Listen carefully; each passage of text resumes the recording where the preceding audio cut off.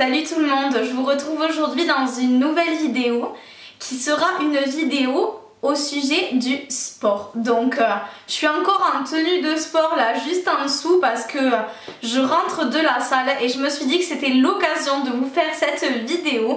Donc elle sera au sujet de comment choisir sa salle de sport.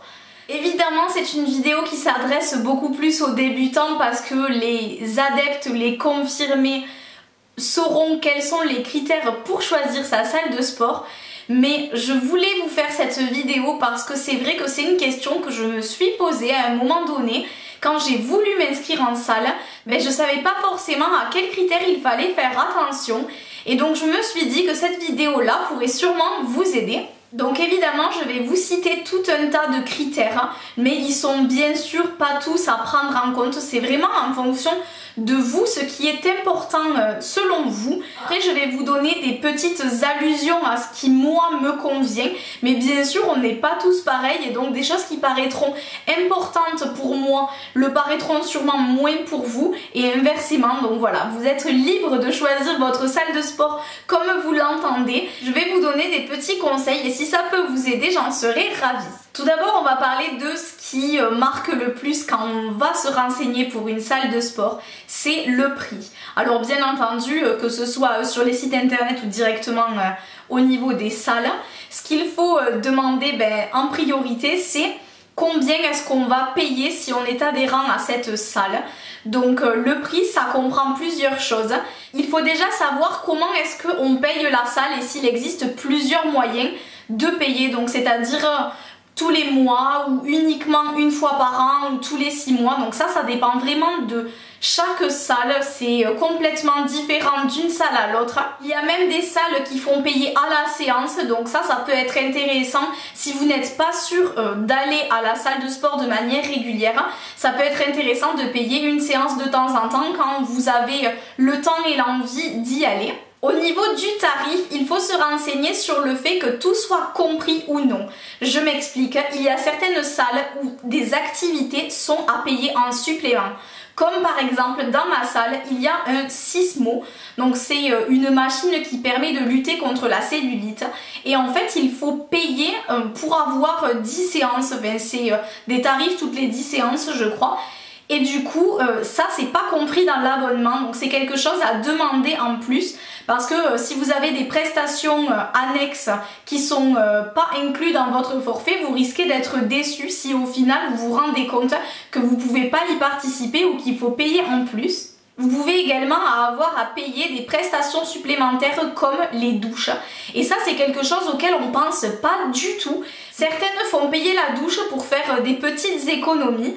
Donc c'est vraiment une question à poser, surtout si vous comptez vous doucher après la séance de sport. Je voulais également vous parler des salles dites low cost, puisque c'est des mots qu'on entend énormément en ce moment. Alors personnellement je suis également dans une salle qui pratique des prix low cost, puisqu'elle est à 29,90 € par mois. Donc c'est vraiment des prix très abordables. Mais là où je vous dirais de vous méfier, c'est que pour moi, low cost ne veut pas dire appareil de mauvaise qualité ou vieux ou dégradé. Donc il vous faut quand même regarder si malgré le prix très attractif, les appareils à disposition sont de qualité relativement correcte.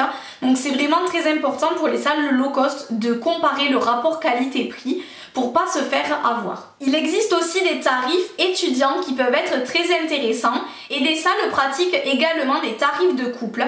Donc ça c'est pareil, ça peut être super. Le dernier point administratif côté prix, c'est au sujet de la résiliation et des pauses que l'on peut faire dans le contrat.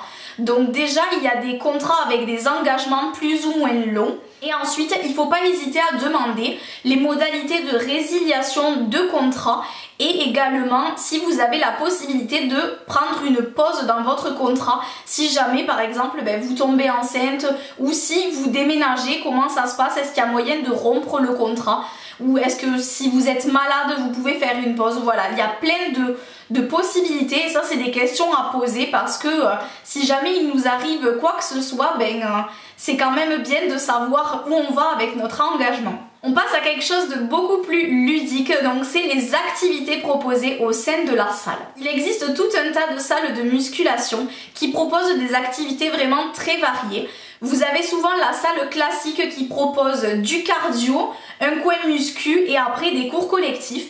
Mais c'est vraiment pas le cas de toutes les salles. Donc ce qui est très important si vous êtes débutant pour moi, c'est de prendre une salle où vous pouvez toucher à tout. Comme ça vous êtes sûr de pouvoir tout essayer et voir ce qui vous conviendra le mieux. Au niveau des cours collectifs, il y a certaines salles qui proposent des cours avec un coach et d'autres qui proposent que des cours avec écran et certaines proposent les deux comme ma salle par exemple.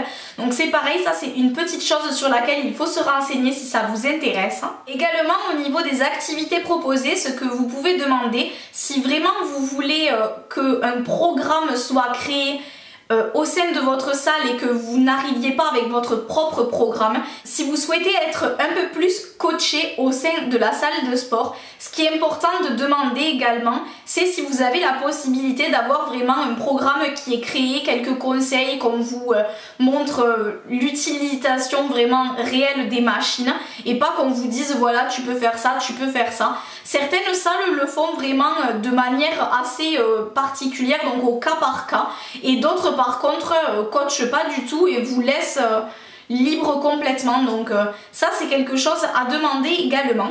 Je voulais aussi citer des activités diverses qu'on ne trouve pas du tout dans toutes les salles de sport, comme par exemple les saunas et hammams qui en général font que les prix sont assez élevés.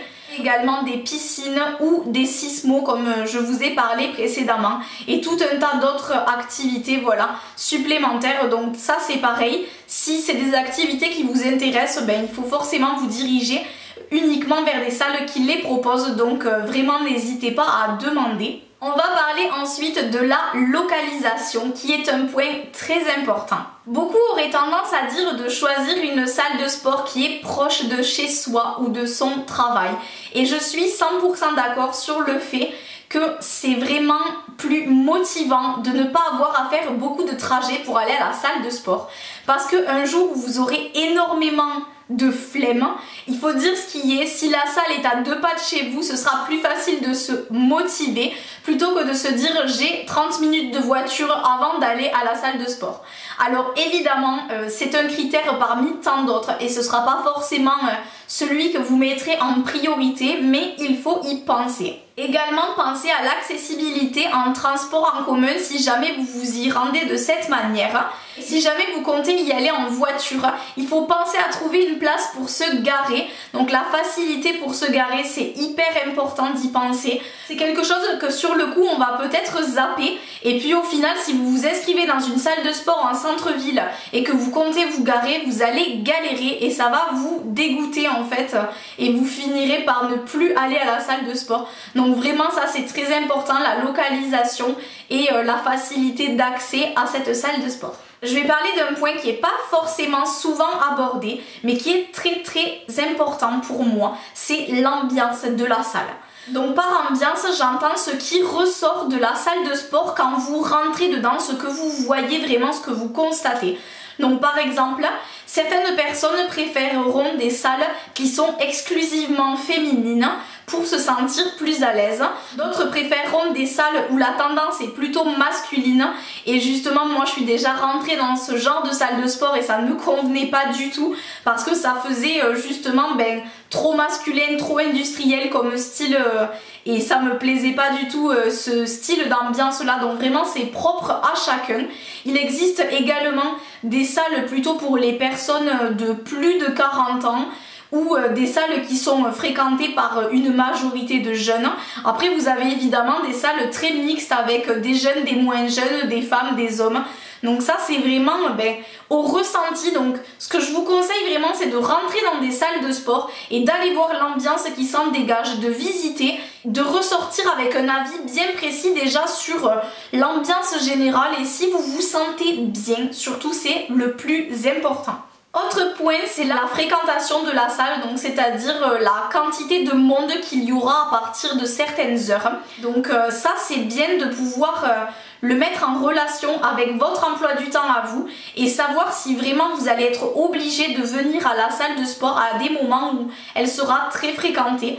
Demandez également un ordre d'idée sur le temps d'attente sur les machines, par exemple en période de haute fréquentation. Ça peut être intéressant à savoir. Et aussi pourquoi pas aller visiter les salles de sport justement quand il y a beaucoup de monde, que ce soit le midi ou le soir en général. Ce sont les heures de pointe et c'est là que vous verrez un petit peu comment la salle vit, évolue et comment vous pourriez évoluer à votre tour dedans. Un autre point important, ce sont les horaires d'ouverture. Ça, c'est complètement différent d'une salle à l'autre. J'ai vraiment vu de tout de ce côté-là. Donc vous avez des salles qui sont ouvertes 24 heures sur 24, 7 jours sur 7. D'autres qui ferment entre midi et 2, d'autres qui ferment le week-end, qui ferment pendant les vacances, les jours fériés. Donc ça vraiment, il faut vous renseigner complètement sur les horaires d'ouverture et surtout pour savoir si les moments où vous comptez y aller, mais ça va vous déranger que la salle soit fermée ou pas. Donc personnellement, je suis dans une salle de sport qui ouvre dès 6 h le matin et qui ferme à 23 h le soir. Donc c'est des horaires qui sont vraiment très larges. En plus de ça, elle est ouverte les jours fériés, pendant les vacances évidemment et même le dimanche. Donc ce sont des horaires qui me conviennent parfaitement puisque voilà, moi j'aime aller à la salle n'importe quel jour de la semaine, le week-end y compris. Donc ça c'est vraiment à adapter pareil en fonction de votre emploi du temps et de vos attentes. Également au niveau des horaires, je voulais parler des horaires de cours parce que les horaires de cours dans les salles sont complètement différents. Il y a des salles qui proposent des horaires de cours quasiment à toutes les heures. Il y a des salles comme la mienne qui proposent des horaires de cours 2 fois par jour, donc c'est vraiment très peu. Et si ça ne convient pas à votre emploi du temps mais que vous tenez absolument à faire des cours avec un coach, mais vous serez déçus. Donc ça, c'est des petites choses pareilles à mettre en priorité, donc à savoir les horaires si vous comptez faire des cours avec des coachs. On passe ensuite au type d'équipement. Donc bien regarder quel type d'équipement est utilisé dans la salle. S'il s'agit de matériel qui est plutôt neuf ou plutôt ancien. Par matériel récent, j'entends par exemple des tapis de course qui sont équipés d'écrans. Ça, c'est des choses qui sont vraiment très récentes. Donc ça peut être vraiment sympa si vous comptez avoir un côté un peu ludique, d'avoir la télé en courant où il existe même des tapis qui font la connexion internet, il y a même des jeux, tout ce genre de choses. Vous permettent également de choisir des modes de course, des choses très précises, des exercices en particulier. Donc ça peut être vraiment bien d'avoir du matériel récent de ce côté-là. Également au niveau des machines de musculation, c'est beaucoup plus agréable d'avoir du matériel plus neuf plutôt que des choses qui sont très abîmées. Donc ça c'est important de le noter. Autre chose importante, c'est le nombre d'équipements. Ça c'est au niveau d'un même type d'appareil. Je parle par exemple, est-ce qu'il y a beaucoup de tapis de course, est-ce qu'il y a beaucoup de vélos à disposition? Parce que évidemment si vous arrivez en heure de pointe et que vous avez 3 vélos de course qui se battent entre eux, ben forcément vous allez avoir du mal à faire du vélo parce qu'ils seront constamment pris. Donc ça c'est vraiment bien d'avoir un bon nombre de matériel pour se dire que ça va tourner facilement sur les machines et que vous allez avoir plus facilement accès justement à ces appareils. Il faut regarder également s'il y a de la variété, donc par rapport à ça je parle pour un type d'exercice donné. Donc est-ce qu'il y a plusieurs machines guidées pour les jambes, est-ce qu'il y a plusieurs machines pour le dos, est-ce que il y a la possibilité de faire plusieurs exercices de cardio différents comme du rameur, du vélo, de la course, enfin tout ce genre de choses. Donc ça c'est également important pour pas se lasser et pour pouvoir justement varier les exercices. Également quelque chose qui peut paraître futile mais qui pour moi est justement très utile, c'est la présence de miroirs. Donc s'il y a des miroirs dans la salle, vraiment c'est beaucoup plus pratique pour s'entraîner parce que tout simplement ça vous permet de corriger vos mouvements. Donc si vous avez la possibilité d'avoir des miroirs, ça peut être très pratique pour justement éviter les erreurs.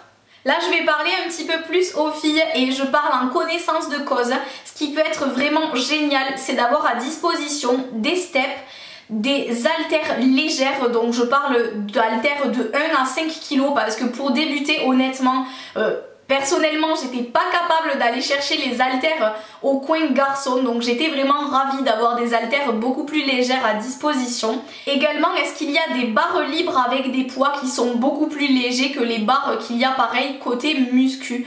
Donc ça c'est des petites variantes en fait à regarder parce que évidemment quand on est une fille et qu'on est débutante, on commence pas à un niveau hyper haut et donc du coup il faut qu'il y ait des charges qui nous soient adaptées. Je vais parler bien évidemment en termes d'équipement des cours collectifs. Le top c'est vraiment que les cours soient variés, donc qu'il y ait du cardio, du RPM, de la boxe, de la zumba, du step, enfin tout ce genre de trucs, les cours d'abdos fessiers bien entendu.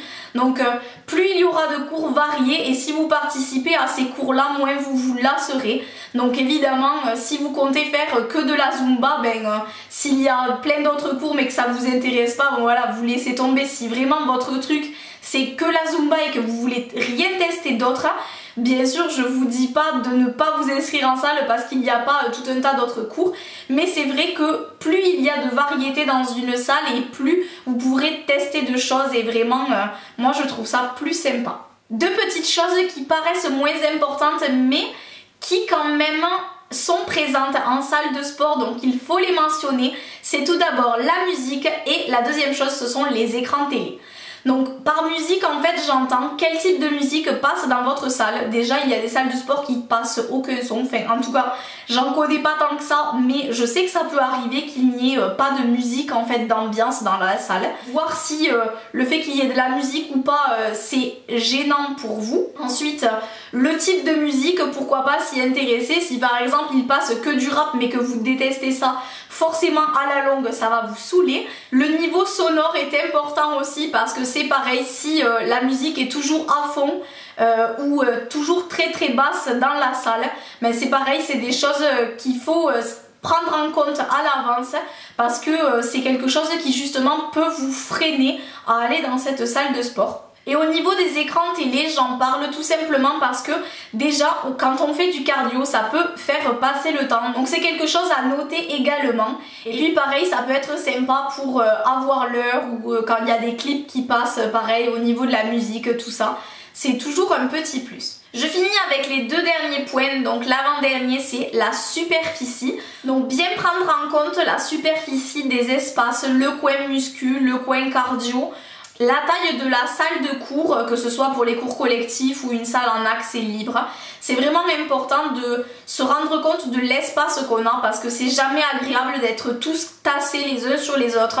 Et si vous voyez qu'il y a énormément de monde mais que les espaces sont très petits, vous n'allez pas forcément vous sentir très à l'aise. Également dans cette catégorie je vais parler des vestiaires, donc la taille des vestiaires est importante. Pareil si c'est très petit et que vous arrivez en heure de pointe, vous allez vous marcher les uns sur les autres, ça va être vraiment très désagréable. Ensuite, prendre en compte aussi il y a des casiers, si vous avez donc l'accès aux douches dont j'ai parlé précédemment, s'il y a des bancs, des porte-manteaux, des sèche-cheveux, tout ce genre de choses qui sont importantes de ce côté-là. Je vais enfin finir par l'ordre de priorité. Puisque pour conclure avec tous ces points importants, il faut quand même que vous fassiez un ordre de priorité, que ce soit le prix, la distance, les activités proposées. Il faut que vous fassiez un ordre d'idée global sur tous ces points, mais que vous classiez ces données par ordre de priorité qui vous sont propres.